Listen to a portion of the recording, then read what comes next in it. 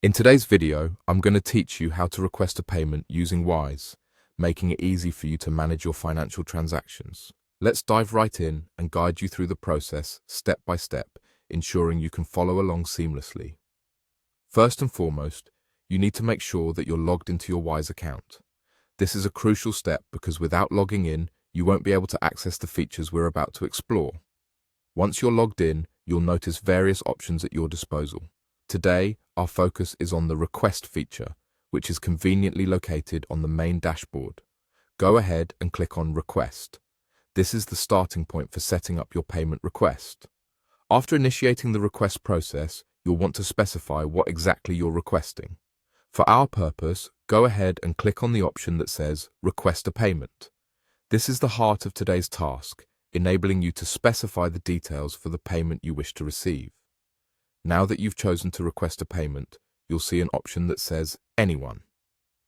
Selecting this option is essential because it allows you the flexibility to send your payment request to anyone, regardless of whether they have a Wise account. Once you've selected Anyone, you can choose how you'd like to share this payment request. There are two straightforward options. You can either share the payment request directly with your selected recipients by copying the link provided. If you prefer, you can click on Add Amount and Note. This is an excellent opportunity to be clear and precise about your request. In the section where it says Add Amount and Note, enter the amount you're requesting. It's important to ensure accuracy here to avoid any confusion with your recipient. Additionally, you can add a note. This is helpful for providing context or specifics about why you're requesting this payment. It adds a personal touch, helping your recipient understand the transaction better.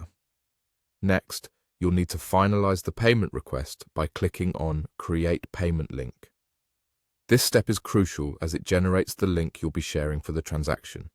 Once the link is created, you have a few options on how to share it.